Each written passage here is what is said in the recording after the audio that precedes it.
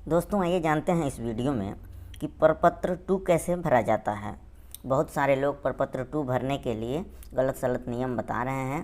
तो दोस्तों आज के इस वीडियो में हम लोग जानेंगे कि सबसे सही तरीके से प्रपत्र 2 को हम कैसे भरते हैं। उसके बाद दोस्तों हम लोग देखेंगे कि प्रपत्र 3(1) यानी कि वंशावली कैसे भरा जाता है। तो दोस्तों आइए सबसे पहले हम लोग प्रपत्र 2 को भरना सीखते हैं। इसमें लिख रखा है कि प्रपत्र 2 देखें नियम 6 और उपनियम 1, रैयत द्वारा स्वामित्व अथवा धारित भूमि की स्वघोषणा हेतु प्रपत्र। ठीक है, इसमें दे रखा है कि राजस्व ग्राम, थाना नंबर, हल्का नंबर, पुलिस थाना, अंचल और जिला। तो सबसे पहले जो रैयत है, जो मालिक है, उसका ये सारा डिटेल जो है वो भरना है। ठीक है, तो आइए हम लोग सबसे पहले राजस्व ग्राम यानी कि जो रैयत है उसका कौन सा गांव है उसका नाम हम लोग लिखते हैं। तो मान लीजिए कि जो रैयत है उसका गांव है चीतू टोला। ठीक है, चीतू टोला, चीतू टोला गांव हो गया। थाना, मान लीजिए रैयत का जो थाना है वह थावे है। ठीक है, तो उसमें थावे लिख देंगे थाना नंबर में। आगे है हल्का नंबर, तो दोस्तों हल्का नंबर 8 है तो 8 लिख लेंगे। ठीक है दोस्तों, ये सारा डिटेल आप अपने गांव के किसी पढ़े लिखे व्यक्ति से हासिल कर सकते हैं। जो यदि आपके यहाँ कोई ग्राम सेवक हो या कोई सरपंच हो या कोई वार्ड पंच हो, उससे ये सारी जानकारी आप ले सकते हैं। ठीक है, उसके बाद से पुलिस थाना। ठीक है, तो पुलिस थाना कौन सा है वहाँ पे ये लिखना है। तो पुलिस थाना में हम लिख दे रहे हैं थावे। ठीक है, अंचल आपका कौन सा है दोस्तों, अंचल में भी आ जाएगा थावे।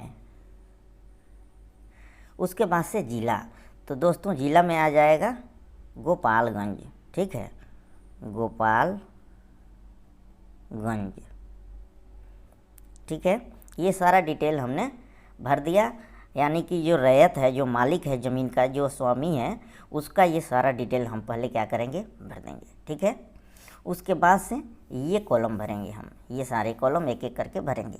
दोस्तों पहला जो कॉलम है उसमें लिख रखा है रैयत का नाम, सहिस्सेदारों का नाम एवं अंश अगर कोई हो, सहित एवं पिता का नाम। तो दोस्तों सबसे पहले हम रैयत का नाम लिखेंगे, जो मालिक है उसका नाम लिखेंगे, फिर उसके साथ उसके नाम के आगे उसके पिता का नाम लिखेंगे। उसके बाद से क्या करेंगे, उसके जो सहिस्सेदार हैं उनके नाम और उनके पिता के नाम साथ मिला करके इसमें लिखेंगे। ठीक है, ये कॉलम थोड़ा छोटा दे रखा है, इसमें नाम और पिता का नाम दोनों नहीं आएगा, तो हम लोग क्या करेंगे, ये बाहर वाला कॉलम को भी साथ में ले लेंगे। ठीक है, ऐसे लिख लेंगे। ठीक है, तो दोस्तों यहाँ पे जो रैयत है, तो रैयत का नाम है मंगरू महतो, मंगरू महतो। ठीक है, पुत्र हैं झगरू महतो के। ठीक है, झगरू महतो के।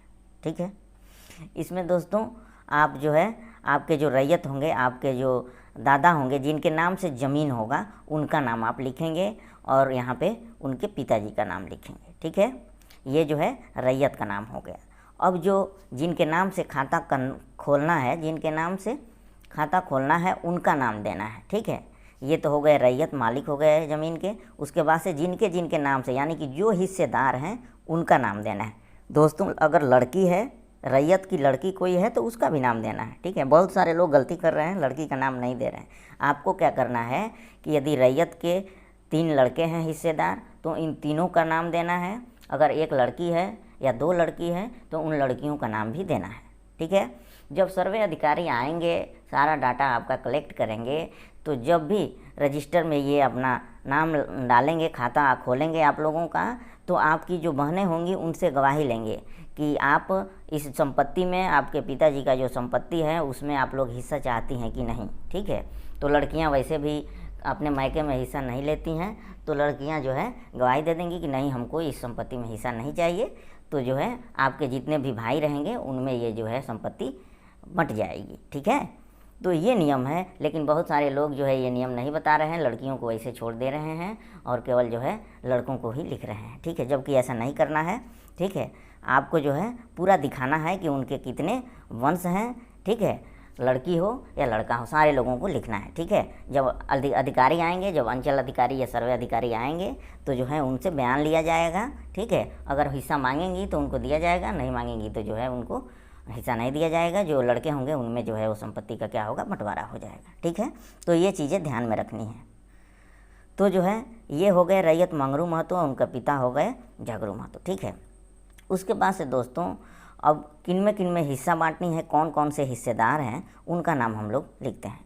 तो पहले जो हिस्सेदार हैं वह है मोहन महतो, ठीक है, मोहन महतो। महतो को ऐसे शॉर्टकट में लिख लेते हैं, जगह कम है, ठीक है। अब इनका जो पुत्र हो गए वो हो गए मंगरू महतो, ठीक है। मंगरू महतो के पुत्र झगरू महतो थे, लेकिन ये जो अब नीचे हिस्सेदार आएंगे उनके जो पिता होंगे वह होंगे मंगरू महतो। पुत्र हो गए मंगरू महतो। ये एग्जाम्पल के लिए हमने ये नाम ले लिए हैं, आपका जो नाम हो उस हिसाब से आप फॉर्म को भरेंगे, ठीक है।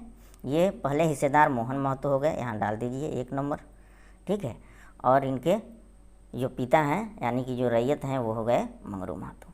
अब दूसरे जो हिस्सेदार हैं यहाँ पे उनका नाम डालेंगे, वो है सोहन महतो। कौन है? सोहन महतो, ठीक है। अब इनके भी सोहन महतो पुत्र हैं किसके? मंगरू महतो के। तो यहाँ पे पुत्र हो जाएंगे मंगरू, ठीक है, महतो। उसके बाद से हो जाएंगे तीसरे हिस्सेदार, ठीक है। सोहन महतो के बाद से कौन हो जाएंगे? रोहन महतो। तीसरे इनके जो रैयत के पुत्र हैं वो है रोहन महतो, ठीक है। किसके पुत्र हैं? तो मंगरू महतो, ठीक है, मंगरू महतो के, ठीक है। उसके बाद से चौथे जो हिस्सेदार हैं वह कौन है? तो ये मंगरू महतो जो रैयत हैं उनकी पुत्री हैं, ठीक है। ये है सोनी महतो, सोनी महतो पुत्री। ये क्या है? पुत्री हैं किनकी? मंगरू महतो की। किनकी? मंगरू महतो की। तो दोस्तों ये सारी डिटेल जो है भर लेनी है रैयत का, और जो हिस्सेदार हैं जिनके नाम से खाता खोलना है उनका भी नाम इसमें क्या करना है? अंकित कर लेना है। और उनकी यदि बेटी है, लड़की है, तो उनका भी नाम अंकित करना है, ये छोड़ना नहीं है, ठीक है। ये ध्यान देने योग्य बातें हैं। उसके बाद से अस्थाई पता। अस्थाई पता में हम लिख लेंगे थावे, ठीक है। गांव का नाम चीतू टोला,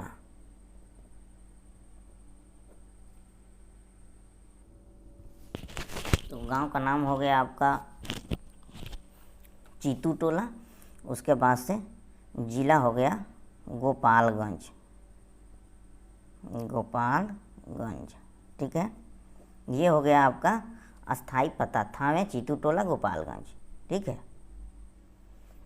उसके बाद से अगला जो कॉलम है उसमें पूछ रहा है कि खाता संख्या क्या है, ठीक है। रैयत का खाता संख्या क्या है, इसको भरना है। तो दोस्तों मान लीजिए खाता संख्या दे रखा है खतौनी में क्या है कि 108, ठीक है। और जो खेसरा नंबर दे रखा है वो मान लीजिए कि आपका खेसरा नंबर 1150 है, ठीक है। एक जो खेसरा नंबर दे रखा है वो है 1165 है। एक और खेसरा नंबर दे रखा है 1520 है, और एक और 1545, ठीक है। ये आपके पास 4 खेसरा नंबर है, ठीक है। अब पूछ रहा है कि रकबा ए और डी, यानी कि एकड़ में और डिसमिल में आपका जो रकबा है यानी कि क्षेत्रफल है उसको बताना है। दोस्तों बहुत सारे ये जो तहसील के कार्य हैं उसमें उर्दू शब्द का भी प्रयोग किया जाता है। जैसे ये रैयत है, ये भी उर्दू शब्द है, ये रकबा है, ये भी उर्दू शब्द है। तो रकबा मतलब क्षेत्रफल, ठीक है। क्षेत्रफल किस में? एकड़ में और डिसमिल में। तो दोस्तों जो क्षेत्रफल है वह है 3 एकड़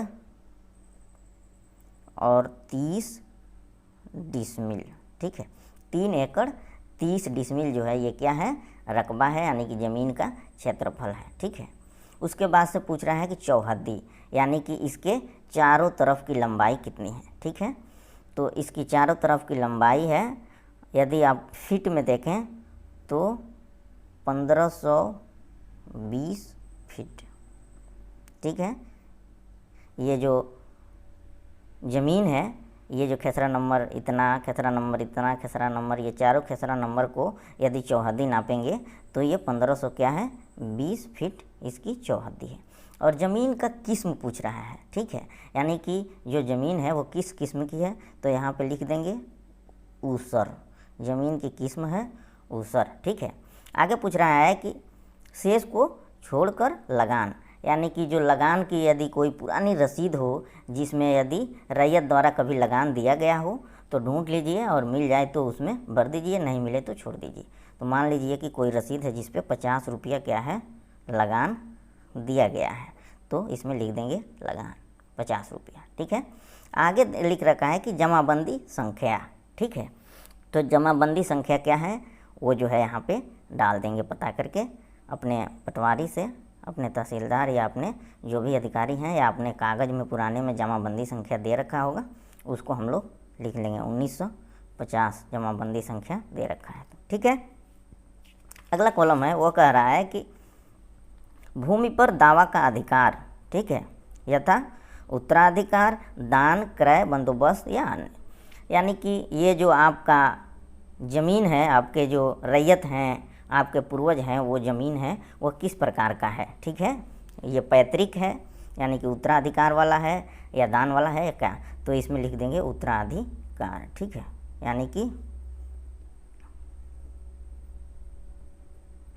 आप इसके उत्तराधिकारी हैं, ये आपके पूर्वजों का प्रॉपर्टी है, संपत्ति है, ठीक है। अगला कॉलम है, इसमें लिख रखा है कि अभियुक्त, ठीक है, अगर कोई हो, यानी कि इस पर कोई वाद विवाद, कोई मुकदमा हो तो इसमें वो लिख देंगे, ठीक है। तो इसमें लिख देंगे नहीं, यानी कि इस पर कोई किसी प्रकार का लफड़ा मुकदमा केस नहीं है, ठीक है। तो इस प्रकार जो है दोस्तों प्रपत्र 2 को हम क्या करेंगे, भरेंगे, ठीक है। सारी डिटेल जो है हम पता कर लेंगे, उसके बाद से एक एक करके ऐसे एकदम साफ सुथरा अपने राइटिंग में इसको क्या करेंगे, भर लेंगे। अब यहाँ पे लिख लेंगे स्थान, तो ये हो जाएगा स्थान में, ठीक है, ये थावे, ठीक है। और तिथि यहाँ पे हम जो भी तिथि रहेगी वो डाल देंगे, जैसे 20/9/2024, ठीक है। उसके बाद से यहाँ पे साइन कर देंगे, ये जो रैयत हैं वो साइन कर देंगे। रैयत मर चुके होंगे तो उनके जो हिस्सेदार होंगे वो हिस्सेदार जो क्या करेंगे, साइन करके अपना मोबाइल एवं आधार संख्या यहाँ पे लिख देंगे, ठीक है। ऊपर ये एक एक करके साइन कर देंगे, ठीक है। जैसे मोहन महतो, फिर से यहाँ साइन कर देंगे सोहन, ठीक है। यहाँ पे रोहन महतो, ठीक है। दोस्तों बहुत सारे लोग कह रहे हैं कि यदि कोई भाई बाहर है, दिल्ली है, तो बाहर से आ जाए घर, नहीं तो उसका बंटवारा नहीं होगा, या आवास 17 प्रकार की कर रहे हैं। दोस्तों ऐसे डरने की कोई ज़रूरत नहीं है। अगर आप लोगों में सहमति है, प्यार मोहब्बत है, तो आपको जो है कोई आने की किसी को ज़रूरत नहीं है। यहाँ पे एक आदमी साइन कर देगा तो ये आपका बंटवारा हो जाएगा, ठीक है। और ये कागज़ कोई एक व्यक्ति बना करके और सबमिट कर देगा, ये सारे नाम भर देंगे, एक आदमी कोई साइन कर देगा, तो ये जो है आपका सर्वे का काम हो जाएगा। घबराने की कोई ज़रूरत नहीं है, किसी को कहीं आने जाने की ज़रूरत नहीं है, ठीक है। अगर आप बाहर भी हैं, अगर आपका कोई संपर्की, अगर कोई आपका जान पहचान वाला अगर कोई गांव में है, अगर जानकार है, तो अगर आप उसके ये डिटेल सारा दे देते हैं तो वो डिटेल भर देगा, तो भी आपका जो है सर्वे हो जाएगा। अगर आप गांव नहीं आना चाहते हैं, आपके पास सारी डिटेल है, तो आप जो है ऑनलाइन भर देंगे तो भी आपका जो है सर्वे हो जाएगा। घबराने की कोई बात नहीं है, ठीक है। अगर कोई गलती रह जाती है तो आपसे ये चीज़ें बार बार पूछी जाएंगी, उसको जो है करेक्शन किए जाएंगे, फिर लास्ट में सबमिट किया जाएगा, ठीक है। तो इसमें डरने घबराने की कोई बात नहीं है, ठीक है। ये प्रक्रिया बहुत लंबी प्रक्रिया है, ये बहुत दिनों तक चलेगी, और बगैर आपका सर्वे किए हुए ये जो है ऐसा कुछ होने वाला नहीं है। सबका सर्वे होगा, सबसे डाटा लिया जाएगा। तो ये सरकार क्या कर रही है, ये सारी चीज़ें भरवा ले रही है ताकि जो है जो अधिकारी आए सर्वे अधिकारी उनको कम मेहनत करना पड़े, ये सारी डाटा उनको आसानी से मिल जाए, ताकि जो है वो सही से क्या करें, केवल वेरिफिकेशन कर लें, पूछ लें, उनका बयान ले लें ये सारी लोगों का, और काम जल्दी से जल्दी हो जाए। ये इसलिए जो है ये सारी डाटा पहले से भरवाया जा रहा है, सब लोगों को सिखाया जा रहा है, ठीक है। और दोस्तों ये लास्ट सर्वे है, ये सर्वे हो जाएगा, उसके बाद से कभी भी किसी सर्वे की ज़रूरत नहीं पड़ेगी। ऑटोमेटिक ये सारे जो है चीज़ें क्या होंगी, आगे आपके बेटे आपके पोते को क्या होगी, ये बंटती चली जाएंगी। और डिजिटल नक्शा तैयार किया जा रहा है इसी वास्ते, ठीक है। इसके पहले जो नक्शे थे वो डिजिटल नहीं थे, ठीक है। मान लीजिए, आइए आपको समझा देते हैं कि क्यों ये लास्ट सर्वे है, इसके बाद से कोई सर्वे नहीं होगा। मान लीजिए कि ये आपका कोई प्लॉट है, ठीक है। तो पहले जो नक्शे बनते थे वो पटवारी या लेखपाल के पास जो भी नक्शे रहते थे, ठीक है, वो आपके ये प्रिंटेड नक्शे रहते थे, कागज़ या कपड़े पे वो छपे हुए रहते थे, ठीक है। जैसे आपके दादा के नाम से जो भी प्लॉट हैं, 3-4 प्लॉट हैं, तो वो अलग अलग नाम से ऐसे उसमें नक्शे बने हुए होंगे, ऐसे अलग अलग नाम से नक्शे होंगे, उनका नंबर दिया हुआ होगा कि ये जो है ये 1150 हो गया, ये 1165 हो गया, ये 1140 हो गया, ये 1120, इस प्रकार के उसमें नंबर दिए रहते हैं, खसरा नंबर, और ये जो है ऐसे वो नक्शों में बना रहता है। तो ये क्या है, अभी भी ढूंढोगे तो ये मिलेगी। आप 3 भाई हो गए तो ये क्या है कि हर खाते में क्या हो गया, 3 हिस्सा हो गया, लेकिन उस नक्शे में हिस्सा नहीं हो पाता है, वो नक्शा ऐसे के ऐसे रहता है पटवारी के पास, ठीक है। तो क्या है, मौके पे तो ये ज़मीन बट जाती है, लेकिन नक्शे में वैसे ही रह जाता था। तो अभी क्या है, जो डिजिटल नक्शा बनेगा, तो जैसे ही यदि कोई वारिस जो है ज़मीन का रैयत जो है वो मर जाएगा, तो मृत्यु प्रमाण पत्र आप ले जा करके दे देंगे तहसील में, तो उनके जितने वारिस होंगे उनके नाम से, अगर 3 वारिस हैं तो जितनी संपत्ति है वो 3 भागों में ऑटोमेटिक क्या होगी, डिजिटल सर्वे और डिजिटल नक्शा के हिसाब से जो भी नक्शा बनेगा उसमें ऑटोमेटिक जब 3 हिस्से होंगे तो उनके प्रॉपर्टी में क्या होगी, 3 हिस्सा हो जाएगा। नक्शा भी छोटा हो जाएगा डिजिटल, आप कभी भी उसका फ़ोटोकॉपी निकलवाएंगे तो नक्शा 3 लोगों का अलग अलग आएगा, ठीक है। ये नक्शा क्या था कि एक बार बन गया था, वही नक्शा आ रहा था, वो नक्शा चेंज नहीं हो पा रहा था। पटवारी के पास भी वही रहता था, कागज़ वाला या कपड़े वाला नक्शा, और ऑनलाइन भी जो थी वो पुराने ही नक्शे थी, वही किया गया था ऑनलाइन, तो वो भी बंटवारा। लेकिन अब क्या होगा कि ये डिजिटल नक्शे जैसे नाती पोता पनाती सनाती होते जाएंगे, जितने भाग उसमें होते जाएंगे, आप मृत्यु प्रमाण पत्र जैसे जैसे देते जाएंगे रैयत का, वो जो है उतने भागों में वैसे नक्शा क्या होगा, वो बढ़ता जाएगा। तो नक्शा भी अब ऑटोमेटिक बदलता रहेगा, ठीक है।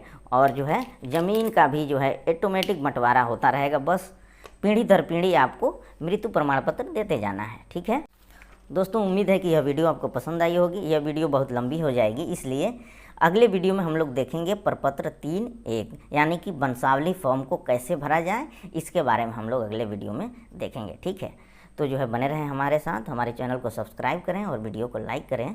Thanks for watching this video, thank you.